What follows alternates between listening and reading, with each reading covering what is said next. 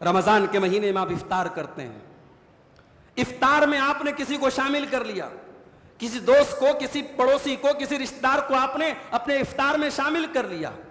اللہ کے نبی فرماتے ہیں من فطر صائمن، جس نے کسی روزے دار کو افطار کرایا، کان لہ مثل اجر الصائم، تو جتنا ثواب اس روزے دار کو مل رہا ہے اتنا افطار کرانے والے کو بھی مل رہا ہے۔ لا ينقص من اجرہ شیء، اور روزے دار کے ثواب میں کوئی کمی نہیں ہو رہی ہے۔ روزے دار یہ نہ سمجھے کہ میں کسی کے یہاں افطار کر رہا ہوں تو میرے ثواب میں کوئی کمی ہو رہی ہے، اس کو اس کے روزے کا پورا ثواب ملے گا اور اتنا ہی ثواب افطار کرانے والے کو بھی ملے گا۔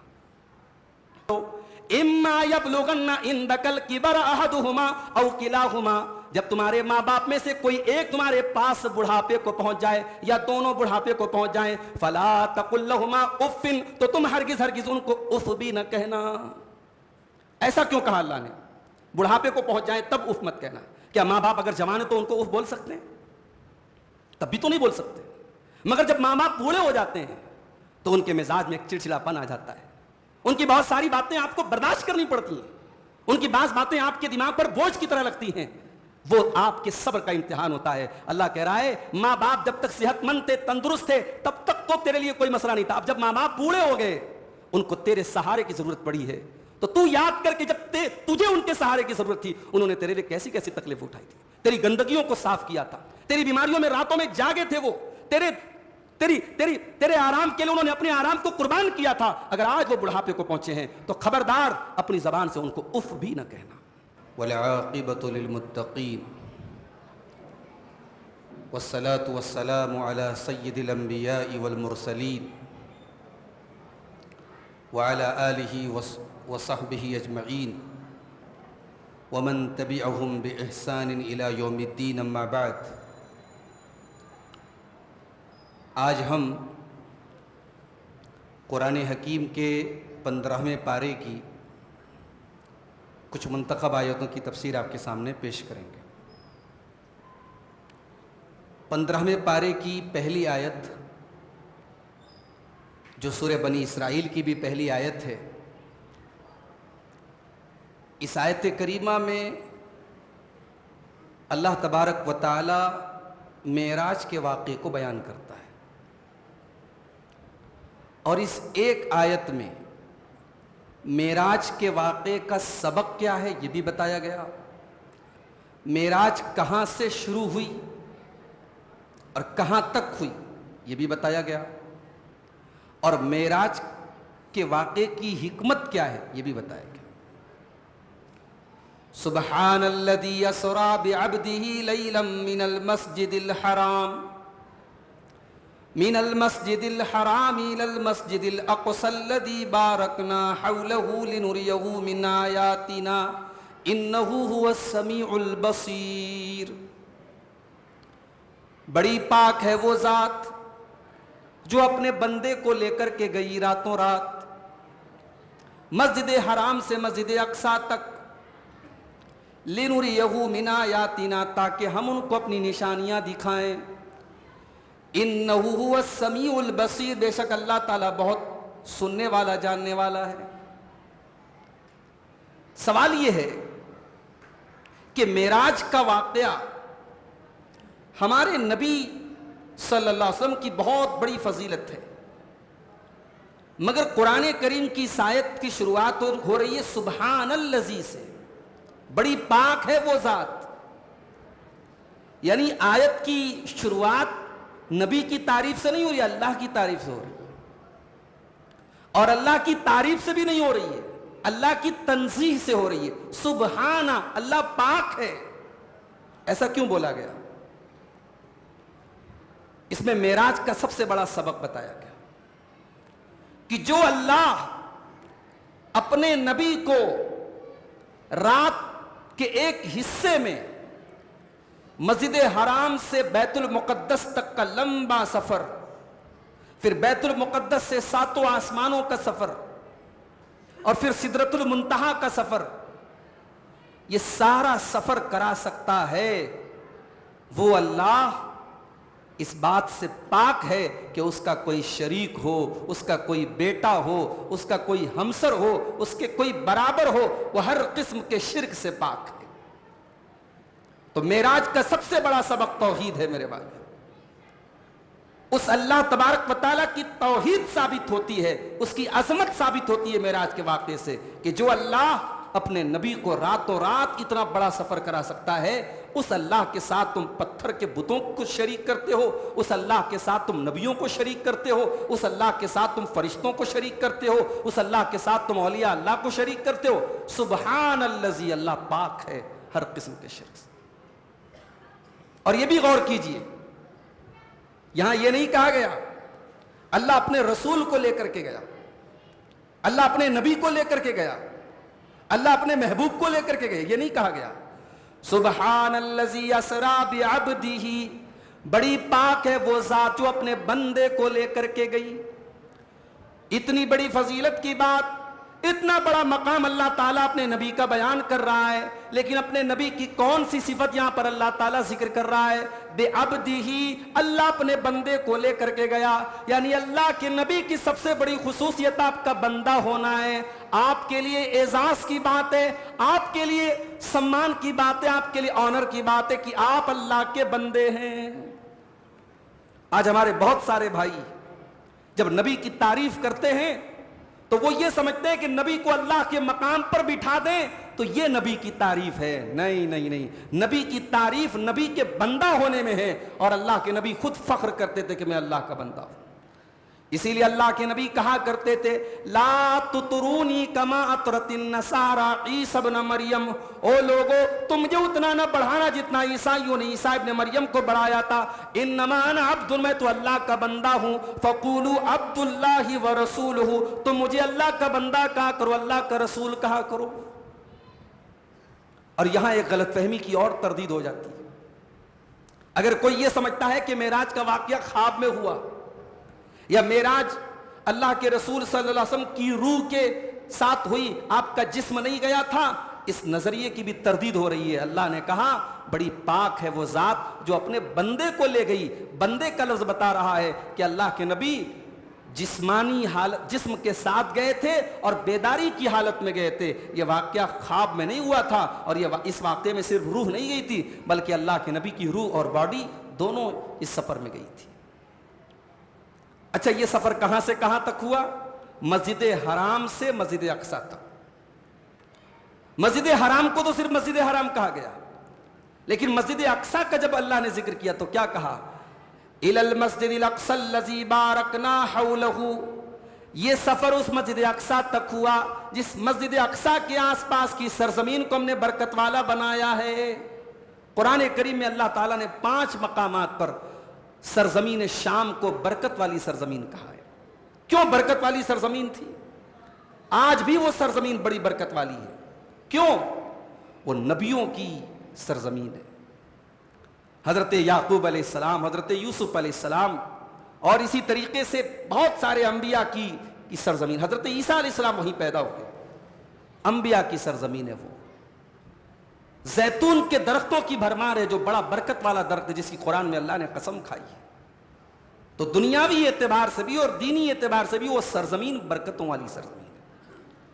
اللہ نے فرمایا بڑی پاک ہے وہ ذات جو اپنے بندے کو مسجد حرام سے مسجد اقصی تک لے کر کے گئی, جس کے آس پاس ہم نے برکتیں نازل کی ہیں. لِنُرِيَهُ مِنْ آیَاتِنَا, تاکہ ہم اپنے بندے کو اپنی نشانیاں دکھائیں.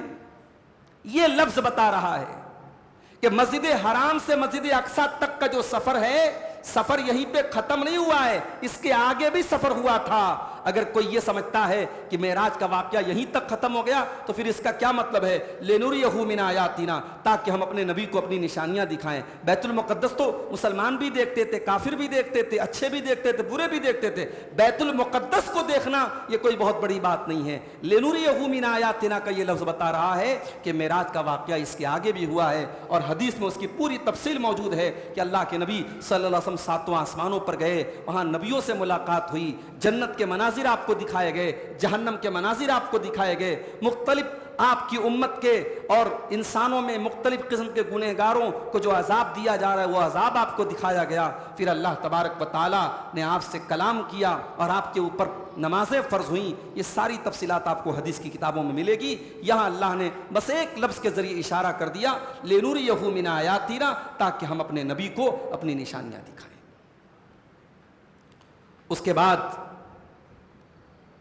اللہ تبارک و تعالیٰ نے یہودیوں کا ذکر کیا. اچھا، یہ معراج کا واقعہ بیان کرنے کے فوراً بعد اللہ تعالیٰ نے موسیٰ علیہ السلام کا اور یہودیوں کا ذکر کیوں کیا؟ کیونکہ اب تک اللہ کے رسول کے آنے کے پہلے جتنے نبی آئے تھے سب بنی اسرائیل میں سے آئے تھے، سب حضرت ابراہیم کی نسل میں سے آئے تھے. آخری نبی حضرت اسماعیل علیہ السلام کی نسل سے آئے. ہمارے آخری نبی، پیارے نبی جناب محمد رسول اللہ صلی اللہ علیہ وسلم حضرت اسماعیل کی نسل سے آئے. اور معراج کے واقعے میں یہ سبق بھی موجود ہے کہ معراج کا واقعہ کہاں سے شروع ہو رہا ہے؟ مسجد حرام سے، جہاں سے ہزاروں سال پہلے ابراہیم علیہ السلام نے اللہ کی توحید کی آواز شروع کی تھی.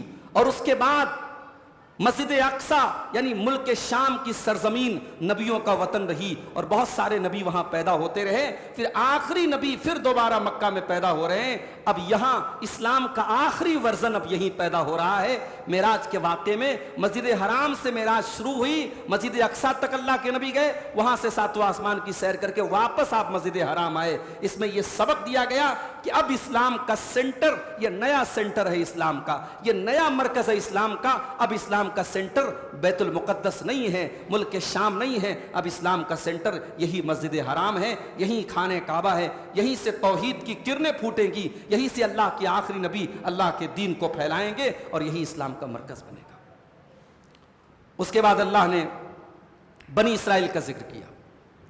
بنی اسرائیل پر ان کی تاریخ میں دو ایسا دور آیا جب ان کی اپنے گناہوں کی وجہ سے بڑی تباہی ان کے اوپر آئی. اللہ نے فرمایا وَقَضَيْنَا إِلَىٰ بَنِي إِسْرَائِيلَ فِي الْكِتَابِ لَتُفْسِدُنَّ فِي الْأَرْضِ مَرَّتَيْنِ وَلَتَعْلُنَّ عُلُوًّا كَبِيرًا.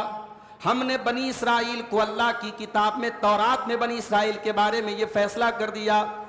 کیا فیصلہ کر دیا؟ لَتُفْسِدُنَّ فِي الْأَرْضِ وَلَتَعْلُنَّ عُلُوًّا كَبِيرًا کہ اے اہل کتاب، اے بنی اسرائیل، تم 2 مرتبہ زمین میں بہت بڑے بڑے فساد کرو گے، بہت تمہارے اندر بگاڑ آ جائیں گے، اور 2 مرتبہ تمہارے اوپر اللہ کا عذاب آئے گا. 2 مرتبہ اللہ تعالیٰ ظالموں کو تمہارے اوپر مسلط کر دے گا جو تمہارے گھر میں گھس کر کے ماریں گے. فَإِذَا جَاءَ وَعْدُ أُولَاهُمَا بَعَثْنَا عَلَيْكُمْ عِبَادًا لَنَا أُولِي بَأْسٍ شَدِيدٍ فَجَاسُوا خِلَالَ الدِّيَارِ وَكَانَ وَعْدًا مَفْعُولًا.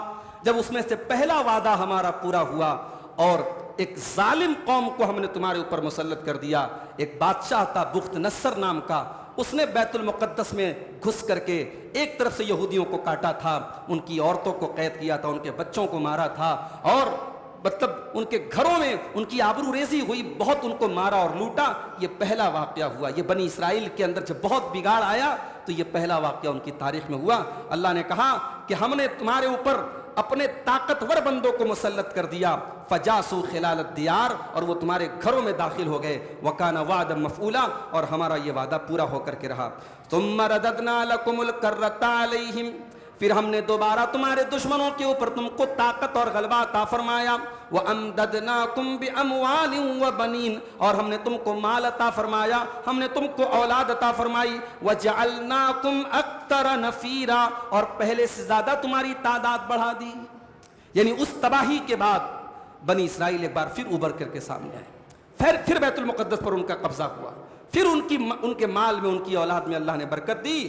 اور اس کے بعد اللہ نے کہا ان احسنتم احسنتم لانفسکم، اے یہودیوں کان کھول کر کے سن لو، اگر تم نے بھلائی کی تو اپنے لیے بھلائی کی. وَإِنْ أَسَأْتُمْ فَلَهَا، اور اگر تم نے برائی کی تو اس کا وبال بھی تمہیں خود چکھنا پڑا، اس کی سزا تمہیں خود چکھنی پڑی.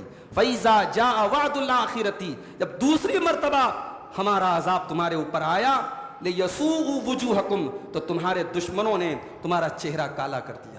ہم نے ایسے دشمنوں کو تمہارے اوپر مسلط کر دیا کہ انہوں نے تمہارا چہرہ کالا کر دیا. وَلِيَدْخُلُوا الْمَسْجِدَ كَمَا دَخَلُوهُ, اور تمہاری مسجد میں وہ داخل ہو گئے جیسے پہلی مرتبہ داخل ہوئے تھے. اول مرۃ وَلِيُتَبِّرُوا مَا عَلَوْا تَتْبِيرًا, اور جس چیز پر ان کو طاقت ملی اور غلبہ ملا اس کو انہوں نے برباد کر دیا.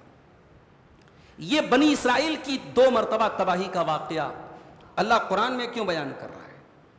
اس میں ہمیں اور آپ کو یہ سبق دیا جا رہا ہے, اس میں امت محمدیہ کو یہ سبق دیا جا رہا ہے کہ اللہ کا قانون وہی ہے, اللہ کی سنت وہی ہے. جب تمہارے اندر بگاڑ آئے گا, جب تم اللہ کے دین کے باغی بن جاؤ گے, جب تم اللہ کے حکام کے نافرمان بن جاؤ گے, شرابی بن جاؤ گے, زانی بن جاؤ گے, شرک و بدعت تمہارے سماج اور معاشرے میں ہوگا, تو وہ تباہیاں تمہارے اوپر بھی آئیں گی. حیرت مت کیجئے میرے بھائیوں, آج دنیا کے مختلف خطوں میں ہمارے اوپر جو تباہیاں اور بربادیاں آ رہی ہیں, آپ حیرت مت کیجئے, اللہ کے نظام کا یہ بھی ایک حصہ ہے. اللہ اس طریقے سے بھی اپنے بندوں کو فلٹر کرتا ہے. جب بندے بہت زیادہ طغیان اور سرکشی اور نافرمانی اور بغاوت پر اتر آتے ہیں, اللہ ظالموں کو ان کے اوپر مسلط کر دیتا ہے. آج مختلف خطوں میں امت مسلمہ کے اوپر جو ظالم حکومت کر رہے ہیں اور جو ظالم ان کے اوپر چڑھے بیٹھے ہیں, یاد رکھیے یہ بھی اللہ کے نظام کا ایک حصہ ہے. تاریخ میں مختلف دور میں ایسا ہوا ہے. یہ بنی اسرائیل کی تاریخ میں 2 مرتبہ ایسا ہوا جب وہ اللہ کے نافرمان ہوئے, جب وہ اللہ کے باغی ہوئے, اللہ نے ظالموں کے ان کے اوپر مسلط کر دیا اور مسجد تک کی بے حرمتی ہوئی, بیت المقدس کو توڑا گیا, اس کی بے حرمتی ہوئی, اور ان کی عورتوں تک کی عزتیں لوٹی گئیں. اور یہ تاریخ کی بڑی کڑوی حقیقت ہے میرے بھائیوں. اور قرآن میں اللہ تبارک و تعالی ہمیں اور آپ کو یہ بتا کر کے ہمیں وارننگ دے رہا ہے کہ اے آخری نبی کے امتیوں, تمہیں بہت بڑی نعمت مل رہی ہے اسلام کی شکل میں, تمہیں بہت بڑی نعمت مل رہی ہے محمد رسول اللہ کی شکل میں. اس نعمت کی ناقدری مت کرنا, ورنہ تاریخ میں اللہ نے جو یہ نظام, اللہ کا جو نظام ہے, یہ پھر سے دہرایا جا سکتا ہے, یہ سائیکل پھر سے دہرایا جا سکتا ہے, اور تمہاری تاریخ میں بھی ایسا دور آ سکتا ہے. آپ دیکھیے میرے بھائیوں, ایک دور آیا تھا مسلمانوں کی تاریخ میں جب تاتاریوں نے مسلمانوں کو مارا اور کاٹا تھا. بغداد پورا کا پورا بغداد تباہ ہو گیا تھا. مسلمانوں کے خون سے دجلہ کی ندی, دریائے دجلہ جو ہے وہ لال ہو گئی تھی. وہ دور بھی ہماری تاریخ میں آیا ہے. ہمارے اندر جب بگاڑ آیا ہے, اللہ تبارک و تعالیٰ نے ظالموں کو مسلط کیا. اور آج بھی جہاں جہاں ظالم ہم پر مسلط ہیں, اس کا طریقہ یہی ہے کہ ہم اپنے آپ کو پھر سے متحد کریں, اللہ کے دین کی طرف لوٹیں. انشاءاللہ اللہ کا وعدہ ہے, اللہ کا دین غالب آئے گا, اور اللہ ضرور اپنے دین کو دنیا میں غالب کرے گا انشاءاللہ. اچھا, ایک بات اور پتہ لگی. بعض لوگ کیا سمجھتے ہیں, صاحب ہمارے شہر میں کوئی تباہی نہیں آ سکتی. کیوں؟ ہمارے شہر میں بڑے بڑے نبیوں کی قبریں ہیں, بڑے بڑے اولیاء اللہ کی قبریں ہیں, بڑے بڑے بزرگوں کی قبریں ہیں. ہمارے شہر میں, ہمارے گاؤں میں, ہمارے علاقے میں تباہی نہیں آ سکتی. یہاں اللہ کا عذاب 2 مرتبہ آیا ہے بیت المقدس کے اوپر. ملک شام کی سرزمین پر بنی اسرائیل کے اوپر 2 مرتبہ ظالموں کو اللہ نے مسلط کیا ہے, اور ان ظالموں نے ان کی اینٹ سے اینٹ بجائی ہے, ان کی مسجد میں داخل ہو کر کے ان کی بے حرمتی کی ہے. اس میں سبق یہ بھی ملتا ہے کہ نبیوں کی قبریں تھی بیت المقدس میں, بیت المقدس کے آس پاس نبیوں کی قبریں تھی, سرزمین شام میں نبیوں کی قبریں تھی. مگر نبیوں کی قبر ہونے کے باوجود بنی اسرائیل کو اس کا کوئی بینیفٹ اور اس کا کوئی فائدہ نہیں ملا.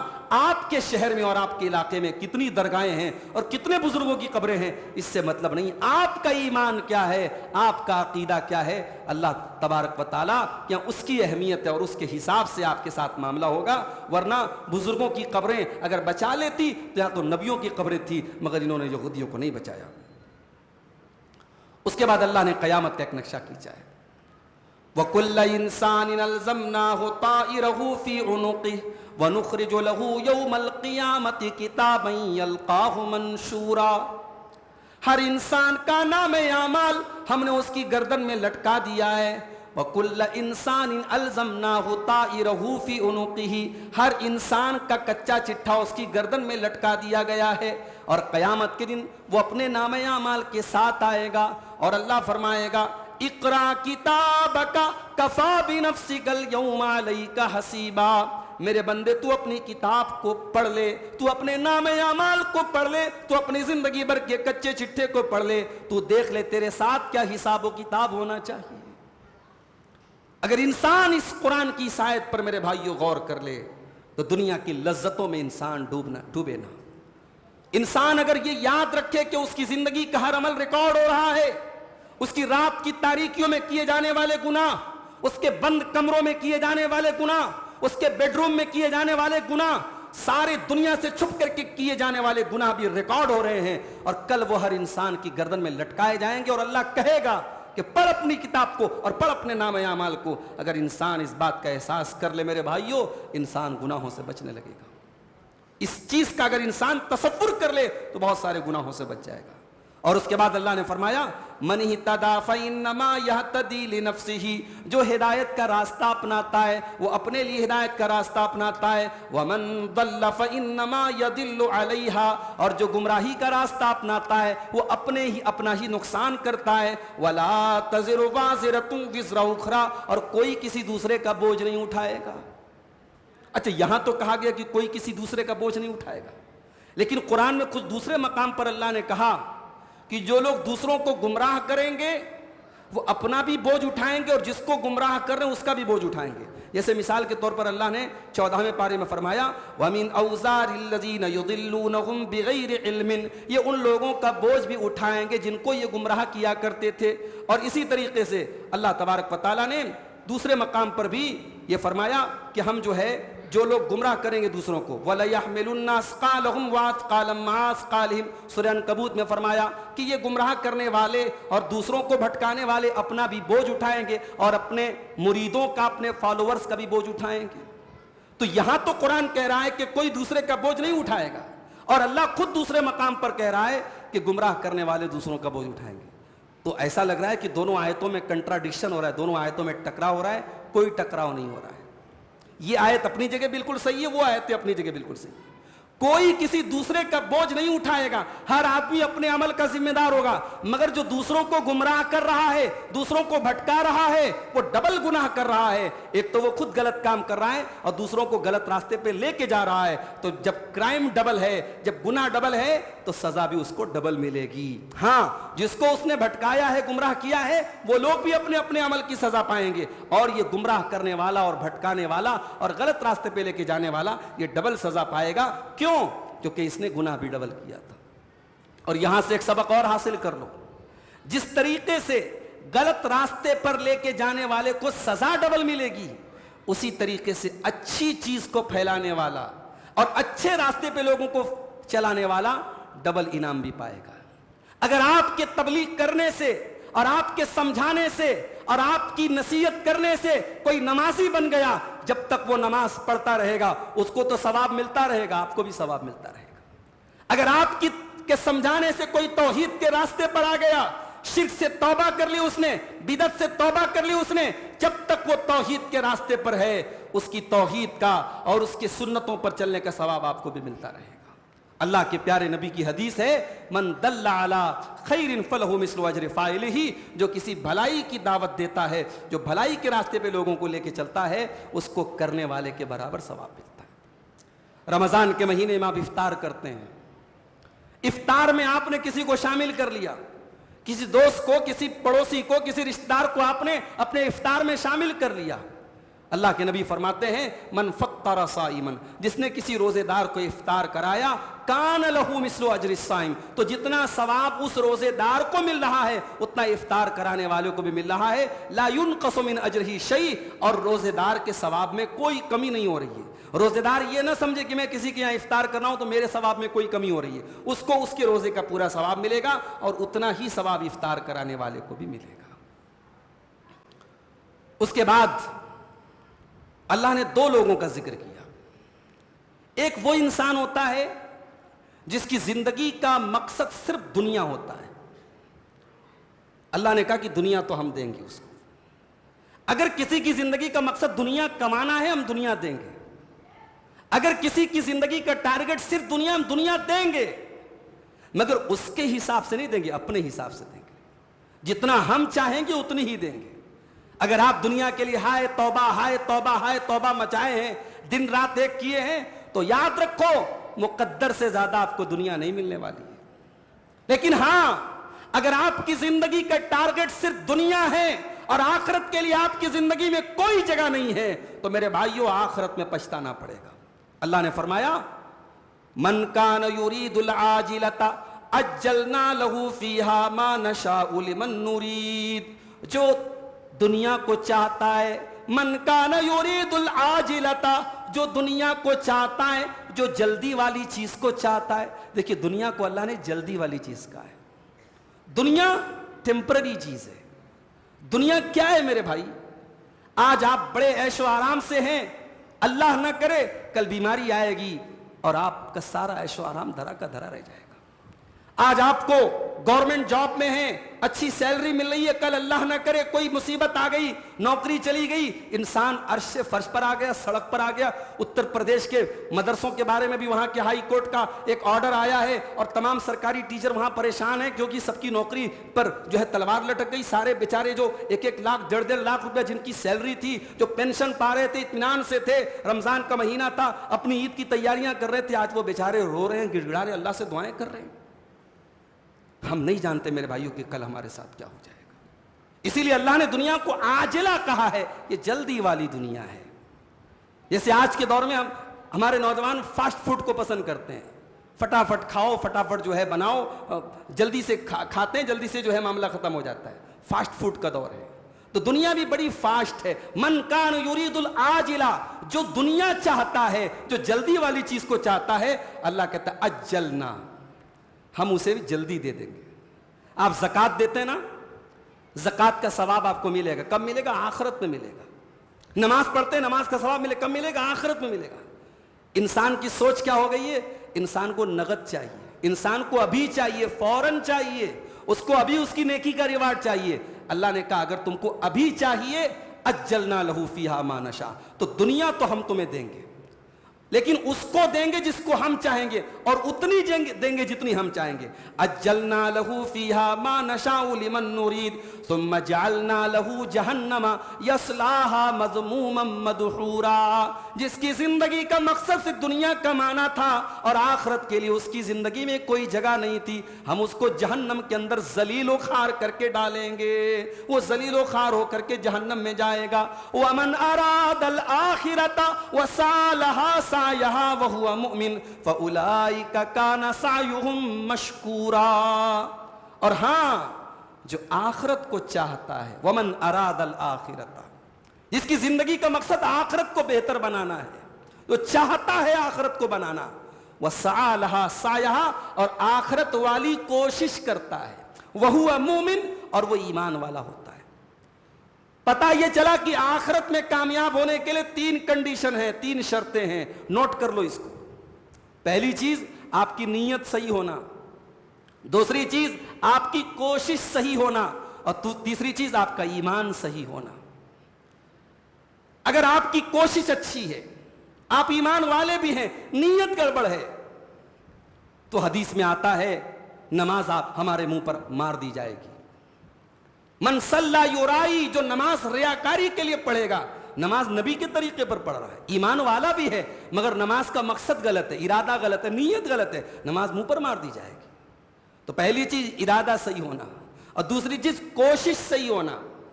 کہیں ایسا نہ ہو کہ آپ عمل تو کر رہے ہیں، عمل گڑبڑ ہے اپنے آپ میں، اس عمل کی دلیل نہیں ہے کتاب و سنت میں، اس عمل کا پروف نہیں ہے کتاب و سنت میں، عمل بہت کر رہے ہیں آپ. 27 رجب کو ہمارے بہت سارے بھائی رات بھر نماز پڑھتے، 1000 رکعت نماز پڑھتے ہیں، اس کو کہتے ہیں صلاۃ الفیہ، 1000 رکعت نماز. کوئی ثبوت نہیں ملتا اس کا، نہ نبی نے پڑھی نہ صحابہ نے پڑھی. کہتے ہیں صاحب 27 رجب کو معراج کا واقعہ پیش آیا. الرحیق المختوم سیرت کی بڑی مشہور کتاب ہے، شاید آپ نے پڑھی ہو، نہ پڑھی ہو تو پڑھ لیجئے گا. آپ کے انڈیا ہی کے ایک عالم نے لکھی ہے، اس کتاب کو آپ جا کے پڑھیے. اس میں لکھا ہوا ہے کہ معراج کا واقعہ کس تاریخ کو ہوا تو چھوڑ دو، کس مہینے کو ہوا چھوڑ دو، کس سال ہوا، اس کی بھی کوئی کنفرم، اس کا کوئی ویریفائڈ کوئی قول نہیں ملتا، کوئی پروف نہیں ملتا، کوئی کنفرمیشن نہیں ملتا. تو جس واقعے کی تاریخ کا پتہ نہیں، آپ نے تاریخ مقرر کر لی اور پھر اس رات آپ عبادت کر رہے ہیں اور یہ سمجھ رہے صاحب ہمیں ثواب ملے گا. ومن اراد الآخرۃ، جو آخرت کا ارادہ کرے گا، وسعى لها سعيها، اور اس کے لیے صحیح کوشش کرے گا، وهو مؤمن، اور وہ ایمان والا ہوگا. اولئک کان سعیہم مشکورا، اللہ فرماتا ہے کہ ایسے لوگوں کی کوشش کی اللہ تعالیٰ قدر کرے گا، ان کی کوششوں کا ثواب دے گا. یہ 3 کنڈیشن جب آپ کی پوری ہوگی تب آپ کی نیکیاں اللہ تبارک و تعالیٰ کے کام آئیں گی. اس کے بعد اللہ تبارک و تعالیٰ نے کچھ نصیحتیں ہمیں کی ہیں. وَقَضَىٰ رَبُّكَ أَلَّا تَعْبُدُوا إِلَّا إِيَّاهُ, تمہارے رب کا یہ فیصلہ ہے کہ عبادت کرو تو صرف اور صرف اسی کی کرو, اس کی عبادت میں کسی کو شریک نہ کرو. وَبِالْوَالِدَيْنِ إِحْسَانًا, اور اپنے ماں باپ کے ساتھ تم اچھا سلوک کرو. اللہ نے اپنی توحید کے فوراً بعد ماں باپ کا ذکر کیا. کیوں؟ کیونکہ ہمارے وجود کا ذریعہ ہمارے ماں باپ ہیں, ہمارے دنیا میں آنے کا ذریعہ ہمارے ماں باپ ہیں, اور اللہ تبارک و تعالیٰ کے بعد سب سے بڑا حق ہمارے اوپر ہمارے ماں باپ کا ہے. وَبِالْوَالِدَيْنِ إِحْسَانًا, اپنے ماں باپ کے ساتھ تم بھلائی کرو, قول کے ذریعے بھی بھلائی کرو, عمل کے ذریعے بھی بھلائی کرو, اپنی زبان کے ذریعے بھی بھلائی کرو, اپنی ایکٹیویٹی کے ذریعے بھی ان کے ساتھ بھلائی کرو. اِمَّا يَبْلُغَنَّ عِندَكَ الْكِبَرَ أَحَدُهُمَا أَوْ كِلَاهُمَا, جب تمہارے ماں باپ میں سے کوئی ایک تمہارے پاس بڑھاپے کو پہنچ جائے یا دونوں بڑھاپے کو پہنچ جائیں, فَلَا تَقُلْ لَهُمَا أُفٍّ, تو تم ہرگز ان کو اف بھی نہ کہنا. ایسا کیوں کہا اللہ نے؟ بڑھاپے کو پہنچ جائیں تب اف مت کہنا. کیا ماں باپ اگر جوان ہیں تو ان کو اف بول سکتے ہیں؟ تب بھی تو نہیں بول سکتے. مگر جب ماں باپ بوڑھے ہو جاتے ہیں تو ان کے مزاج میں ایک چڑچڑاپن آ جاتا ہے, ان کی بہت ساری باتیں آپ کو برداشت کرنی پڑتی ہیں, ان کی بعض باتیں آپ کے دماغ پر بوجھ کی طرح لگتی ہیں, وہ آپ کے صبر کا امتحان ہوتا ہے.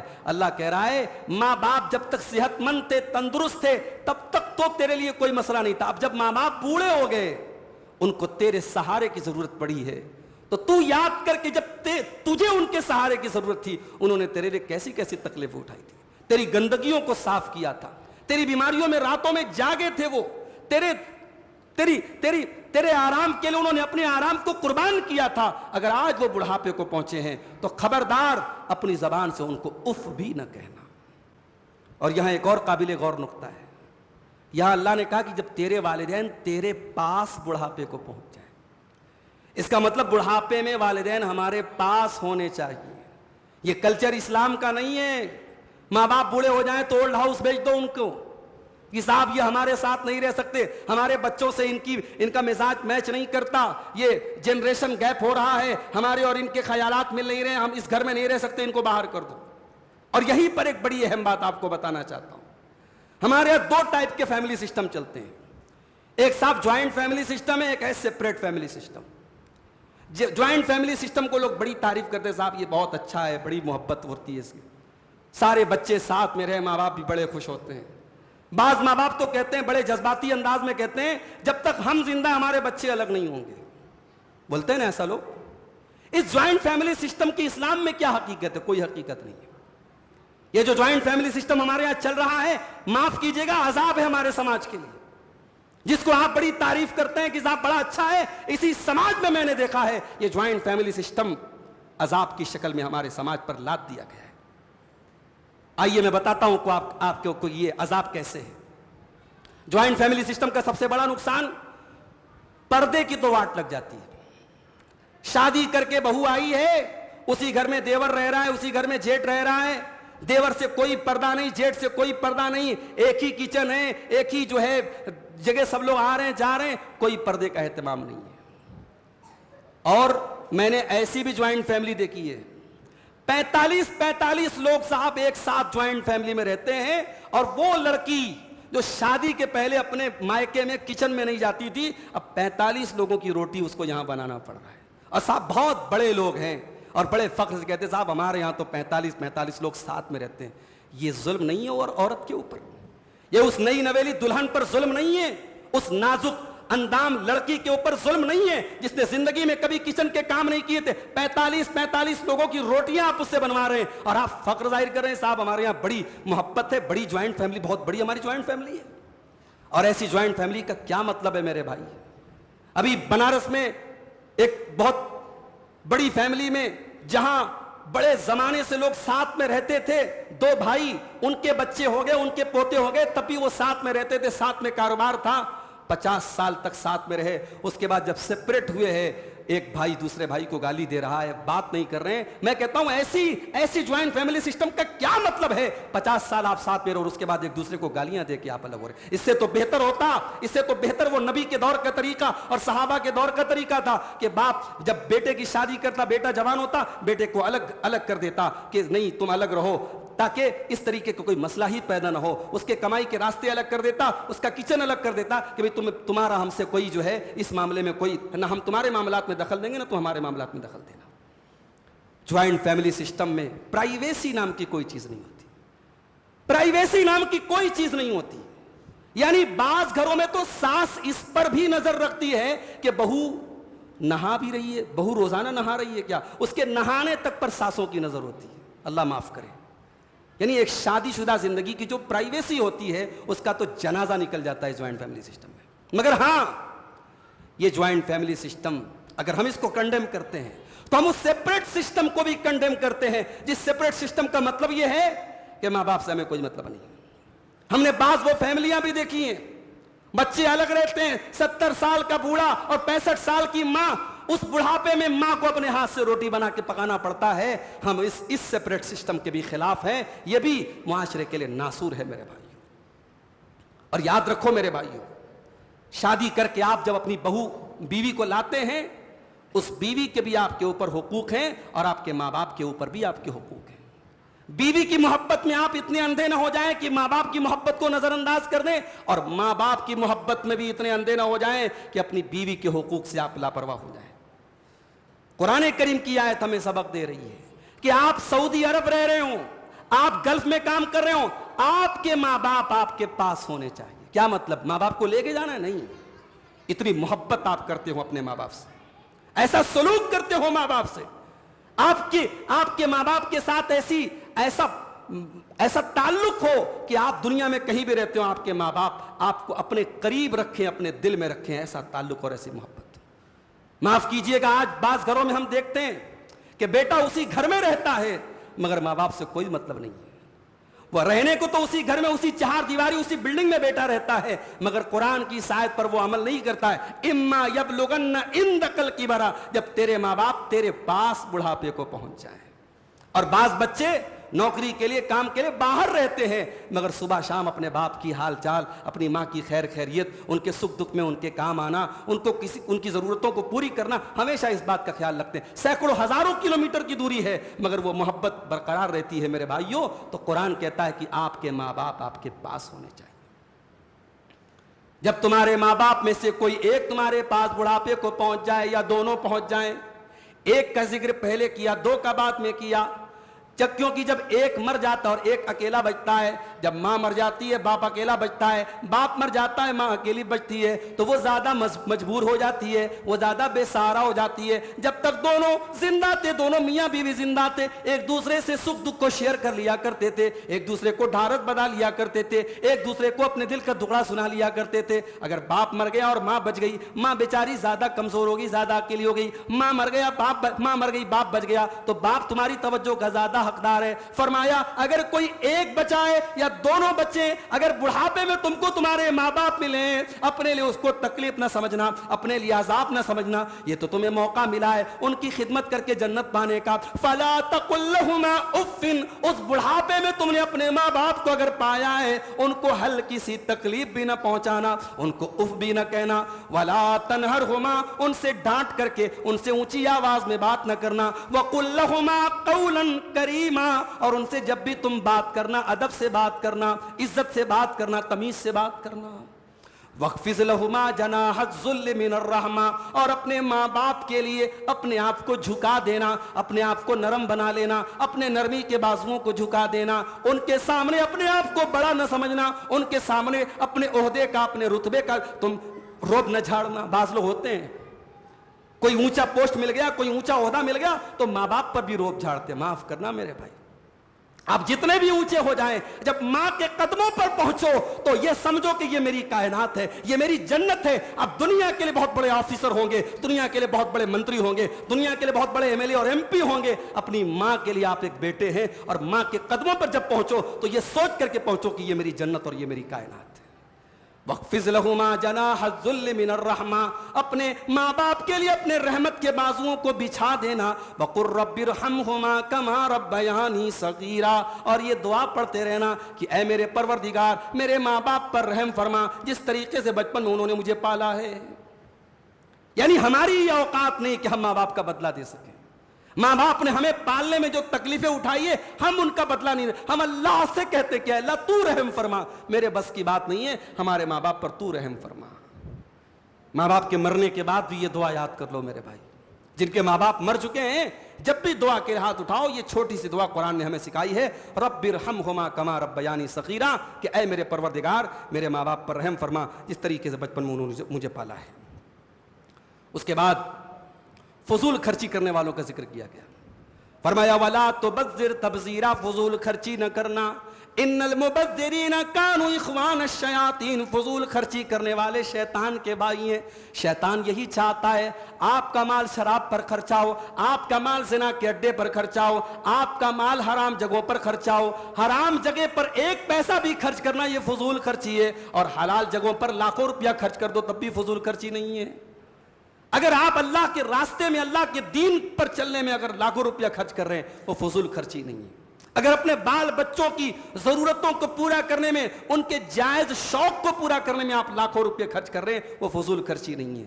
فضول خرچی کب ہے؟ جب آپ اللہ کی جائز لمٹ کو کراس کریں یا آپ گناہ کے کاموں میں آپ ایک پیسہ بھی خرچ کریں، وہ تبذیر ہے. اور اللہ نے فرمایا تبذیر کرنے والے اور غلط راستے پر اللہ کا مال خرچ کرنے والے شیطان کے بھائی ہیں. وَكَانَ الشَّيْطَانُ لِرَبِّهِ كَفُورًا، اور شیطان اپنے رب کا بہت بڑا ناشکرا ہے.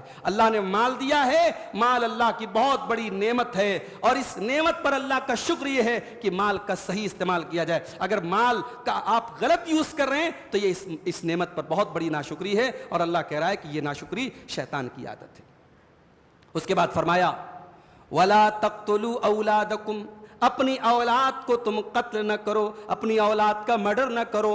وَلَا تَقْتُلُوا أَوْلَادَكُمْ خَشْيَةَ إِمْلَاقٍ، اپنی اولاد کو تم فاقہ کشی کے ڈر سے اپنے پیٹ کے لیے اپنی اولاد کو قتل نہ کرو. نَحْنُ نَرْزُقُهُمْ وَإِيَّاكُمْ، تمہاری اولاد کو روزی ہم دیتے ہیں اور تم کو بھی روزی ہم دیتے ہیں. إِنَّ قَتْلَهُمْ كَانَ خِطْئًا كَبِيرًا، اولاد کو قتل کرنا بہت بڑا گناہ ہے. عرب میں کیا ہوتا تھا؟ لوگ اولاد کو قتل کر دیتے تھے، بیٹیوں کو مار دیتے تھے، بچوں کو مار دیتے تھے. کیوں؟ یہ بڑا ہو کر کے اس کو ہم کھلائیں گے کہاں سے؟ اس لیے اگر کوئی اپنے بچے کو چاہے پیدا ہونے کے بعد قتل کرے یا ماں کے پیٹ میں قتل کرے، اگر یہ سوچ کے اس سوچ اور اس مینٹیلٹی کے ساتھ قتل کر رہا ہے کہ ہم اس کو کیسے کھلائیں گے، تو وہ کان کھول کر کے سن لے، بہت بڑا گناہ کر رہا ہے. اس لیے کہ آپ کو کھلانے والا بھی اللہ ہے اور آپ کی پیدا ہونے والی اولاد کو بھی کھلانے والا اللہ ہے. آپ اپنی اولاد کو نہیں کھلاتے ہیں، اس غلط فہمی میں مت رہیے گا. آپ کو بھی روزی دینے والا اللہ، آپ کی اولاد کو بھی روزی دینے والا اللہ ہے.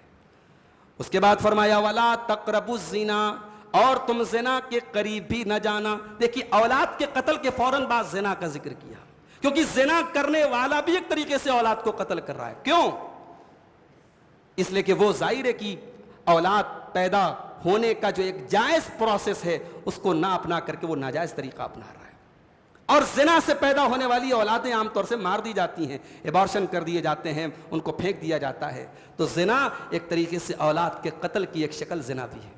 اور جب زنا کا ذکر آیا تو اللہ نے یہ نہیں کہا زنا مت کرو، اللہ نے کہا وَلَا تَقْرَبُوا الزِّنَا، زنا کے قریب بھی نہ جاؤ. زنا کے قریب لے جانے والی چیزیں بھی حرام ہیں. اگر آپ اپنی آنکھوں کے سلسلے میں آپ احتیاط نہیں کرتے، آنکھوں کا غلط استعمال کرتے ہیں، تو یہ چیز بھی آپ کو زنا تک لے کے جا رہی ہے. انسان اپنے ہاتھوں سے بھی زنا کرتا ہے، اپنی آنکھوں سے بھی زنا کرتا ہے، اپنے منہ سے بھی زنا کرتا ہے، اپنے پیروں سے بھی زنا کرتا ہے. اللہ کے نبی نے فرمایا کہ ان العینان زناہما النظر، آنکھوں کا زنا حرام چیزوں کو دیکھنا ہے. الاذنان زناہما الاستماع، کانوں کا زنا غلط چیزوں کو سننا ہے. واللسان زناہ الکلام، اور زبان کا زنا غلط باتوں کو منہ سے نکالنا ہے. والید زناہ البطش، اور ہاتھوں کا زنا غلط چیزوں کو ٹچ کرنا ہے. والرجل زناہ الخطا، اور پیروں کا زنا غلط چیزوں کی طرف چل کے جانا ہے. والقلب یہوی ویتمنا، اور انسان کا دل ناجائز خواہشات اور ناجائز چیزوں کی آرزو کرتا ہے. والفرج یصدق ذلک او یکذبہ، اور پھر انسان کی شرمگاہ یا تو اس کی تصدیق کر دیتی ہے یا اس کی تکذیب کر دیتی ہے. تو یاد رکھو میرے بھائیوں، جو چیز زنا کے قریب لے کے جائے وہ بھی حرام ہے۔ اسلام نے کیوں سختی کی؟ عورت نکلے تو پردے میں نکلے۔ اسلام نے کیوں سختی کی کہ دو پرائے مرد اور عورت، دو اجنبی مرد اور عورت اکیلے میں نہ ملے، تیسرا شیطان ہے؟ کیوں؟ اسلام نے کیوں کہا عورت سفر کرے تو ساتھ میں محرم ہونا چاہیے؟ اسلام نے کیوں کہا مرد باہر نکلے تو اپنی نگاہوں کو نیچی رکھے؟ اسلام نے کیوں کہا نکاح کے لائق آپ کے بچے بچیاں ہو جائیں ان کی شادی کرا دو؟ اگر آپ غور کریں گے اسلام کی یہ ساری تعلیمات اسی لیے ہیں کیونکہ اسلام یہ چاہتا ہے کہ سماج میں نکاح آسان ہو جائے اور زنا اتنا مشکل ہو جائے کہ زنا کرنے والا 1000 بار سوچے کہ جب میرے پاس ایک جائز الٹرنیٹ موجود ہے میں ناجائز اور حرام کام کیوں کروں؟ مگر آج افسوس کی بات ہے ہم نے الٹا کام کر دیا، آج نکاح کو مشکل بنا دیا گیا اور زنا نہایت آسان کر دیا گیا، اور یہی وجہ ہے کہ سماج میں زناکاری اور بدکاری دن بدن بڑھ رہی ہے اور نکاح دن بدن مشکل ہو رہا ہے۔ وَلَا تَقْرَبُوا الزِّنَا، زنا کے قریب نہ جاؤ، إِنَّهُ كَانَ فَاحِشَةً وَسَاءَ سَبِيلًا، یہ بہت گندا کام ہے اور بہت برا راستہ ہے۔ اس کے بعد ان نوجوانوں کو ایک بہت بڑی نصیحت کی جا رہی ہے قرآن کریم کی آیت میں، جو دین کے معاملے میں پھٹاپٹ یہ حرام ہے، یہ حلال ہے، یہ سنت ہے، یہ بدعت ہے، علماء کے بولنے سے پہلے وہ فتویٰ لگاتے ہیں، وہ چاہتے ہیں کہ علماء کے منہ میں ان کی زبان، علماء کے منہ میں ان کی زبان رکھ دی جائے اور علماء وہ بولے جو ان کے دل و دماغ میں ہے۔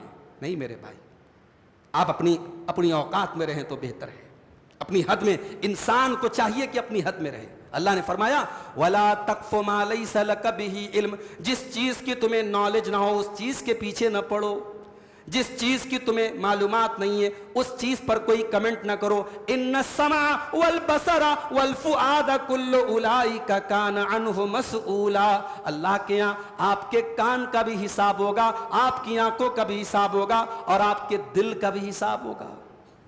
دل کے ارادے پر پکڑ نہیں اللہ کے یہاں، مگر دل میں اگر آپ نے کسی کام کا پکا ارادہ کر لیا اس کی پکڑ ہوگی اللہ کے یہاں۔ کان کا بھی حساب اور آنکھوں کا بھی حساب اور دل کا بھی حساب ہوگا، اور زبان سے آپ جو بولتے ہیں اس کا بھی حساب ہوگا۔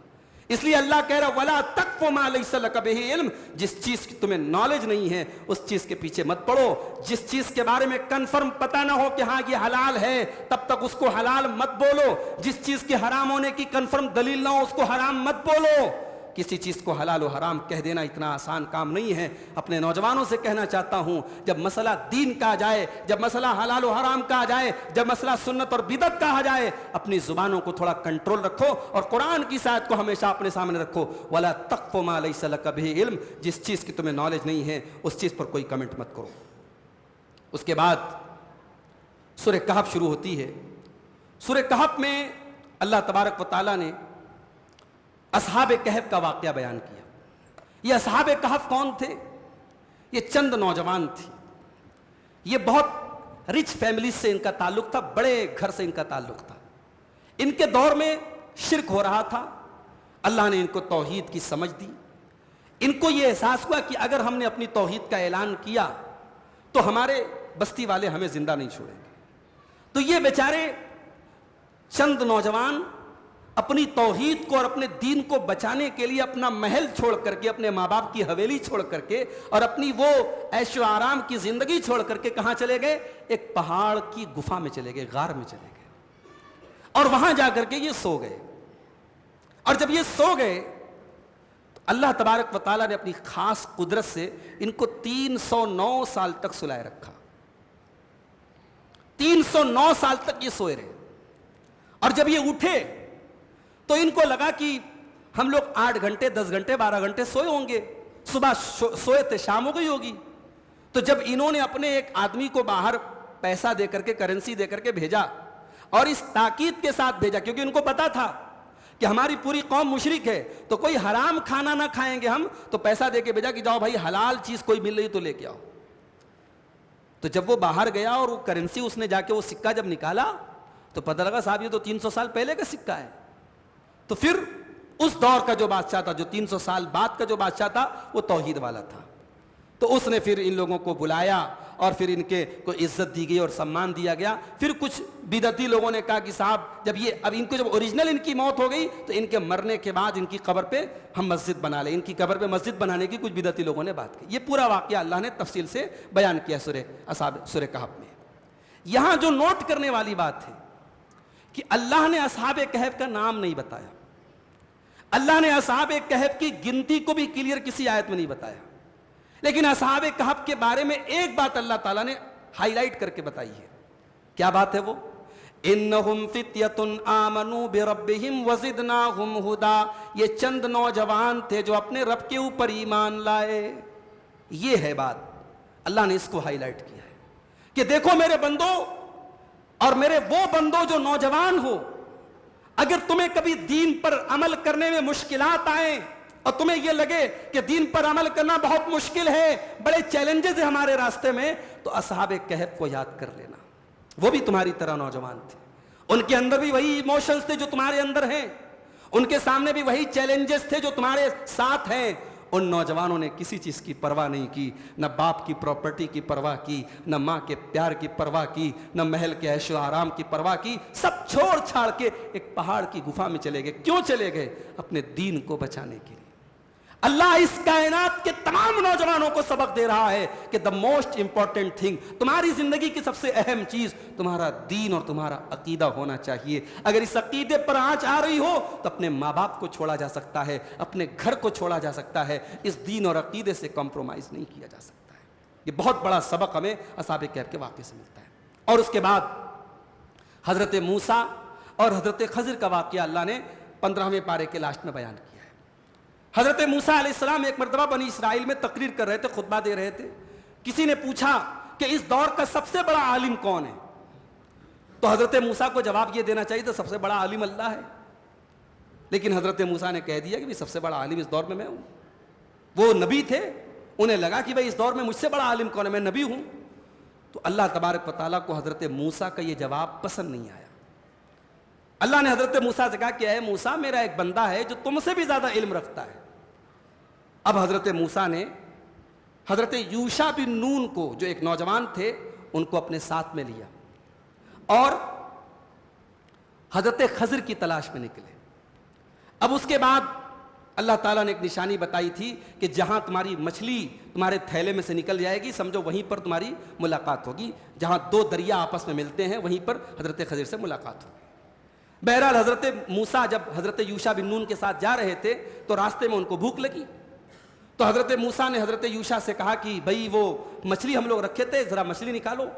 تو حضرت یوشع نے کہا کہ وہ مچھلی تو ایک جگہ نکل گئی, اچانک نکل کر کے اس نے راستہ بنا لیا زمین میں, کہاں چلی گئی مجھے نہیں سمجھ میں آیا. تو کہا تم نے یہ بات مجھے پہلے کیوں نہیں بتائی, وہی اسی جگہ کی تو تلاش تھی ہمیں. تو بہرحال وہ پھر اپنے نشان پر واپس آئے اور وہاں پر پہنچے جہاں پہ حضرت خضر تھے. حضرت خضر سے ان کی ملاقات ہوئی. اب جب حضرت خضر سے ملاقات ہوئی تو حضرت موسیٰ اتنے بڑے نبی ہیں, بڑے ادب کے ساتھ کہتے ہیں حل اتبعک علی ان تعلمنی مما علمت رشدا, کہ اے خضر کیا میں آپ کی اتباع کر سکتا ہوں, کیا میں آپ کو فالو کر سکتا ہوں؟ میں چاہتا ہوں کہ جو علم اللہ نے آپ کو دیا ہے اس میں سے آپ تھوڑا مجھ کو بھی سکھا دیں.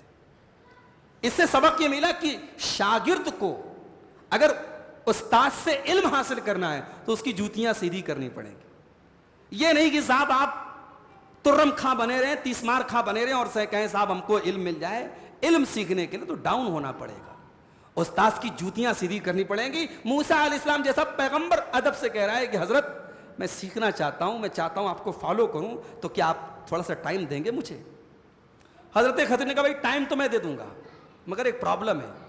پرابلم یہ ہے کہ تم صبر نہیں کر پاؤ گے, کیونکہ ایسی ایسی چیزیں تمہیں دکھیں گی جو تمہارے حساب سے غلط ہوں گی, تم صبر نہیں کر پاؤ گے. تو حضرت موسیٰ علیہ السلام نے کہا کہ میں صبر کروں گا. تو حضرت خضر نے کہا ٹھیک ہے, آپ کو ایک کام یہ کرنا ہے کہ آپ کو کچھ پوچھنا نہیں ہے, جو ہو رہا ہے دیکھتے رہنا ہے, پوچھنا نہیں. اگر آپ پوچھیں گے پھر ہمارا آپ کا ساتھ ختم. کہا ٹھیک ہے کوئی بات نہیں. اب یہ لوگ چلے تو ایک کشتی کے پاس سے ان کا گزر ہوا. اب حضرت موسیٰ حضرت خضر دونوں کشتی پر جب چڑھ گئے, کشتی والوں نے دیکھا کہ بھائی دو نیک لوگ ہیں, اللہ والے لوگ ہیں, ان کو فری میں بٹھا لیا, ان سے کرایہ بھی نہیں لیا. جب کشتی تھوڑی دور آگے بڑھی تو حضرت خضر نے اس کشتی کا ایک تختہ نکالنا, اس کشتی میں سوراخ کرنا شروع کر دیا, ایک تختہ نکالنا شروع کر دیا. حضرت موسیٰ بول پڑے ارے ان لوگوں نے آپ کو سہارا دیا, فری میں آپ کو کشتی میں بٹھایا اور آپ انہی کا بیڑا غرق کر رہے ہیں, کشتی کو ڈبانے کے چکر میں لگے ہیں. حضرت خضر نے کہا کہ میں نے کہا تھا آپ صبر نہیں کر پائیں گے. کہا اچھا غلطی ہو گئی, اب میں کوئی اور سوال نہیں کروں گا. کچھ دور اور آگے بڑھے تو ایک بچہ تھا, معصوم بچہ. اب اس کی عمر کیا ہے قرآن میں مینشن نہیں کی گئی, مان لیجیے 8 سال کا بچہ رہا ہوگا, 7-8 سال کا. حضرت خضر نے اس بچے کو پکڑا, اس کی گردن دبا دی, مار دیا اس کو. انہوں نے کہا قتلت نفسا زکیۃ بغیر نفس, آپ نے ایک بے قصور جان لے لی, ایک بچے کو مار ڈالا. لقد جئت شیئا نکرا, آپ نے بہت غلط کام کیا ہے. اب یہیں سے قرآن کا 16واں پارہ شروع ہوتا ہے. قال الم اقل لک انک لن تستطیع معی صبرا, حضرت خضر نے کہا کہ میں نے کہا تھا کہ آپ صبر نہیں کر پائیں گے. اب یہ جو واقعات ہوئے کہ حضرت خضر نے اس کشتی میں سوراخ کیوں کیا, اس بچے کو کیوں مارا, اور پھر آگے ایک واقعہ اور آئے گا کہ جب یہ دونوں لوگ ایک گاؤں سے گزرے اور گاؤں والوں نے ان کو کھانا تک نہیں کھلایا اور وہاں ایک دیوار گرنے والی تھی, حضرت خضر نے اس کو سیدھا کر دیا. تو یہ تینوں واقعے کی حقیقت کیا تھی اور حضرت خضر نے یہ کام کیوں کیا تھا, اس کو تو انشاءاللہ ہم کل کی تفسیر میں دیکھیں گے. آج ایک موٹی موٹی بات آپ یہ سمجھ لیجیے کہ حضرت خضر تھے کون. یہ ایک بہت بڑا سوال ہے کہ حضرت خضر کون تھے. بعض لوگ کہتے ہیں صاحب حضرت خضر اللہ کے ایک نیک بندے تھے, اور کچھ لوگ اپنے باطل عقیدے کو ثابت کرنے کے لیے کہتے ہیں کہ جو اللہ کا ولی ہوتا ہے اس کے پاس وہ پاور ہوتا ہے اور وہ علم ہوتا ہے جو نبی کے پاس بھی نہیں ہوتا. خضر کے پاس تو وہ علم تھا جو موسیٰ کے پاس بھی نہیں تھا.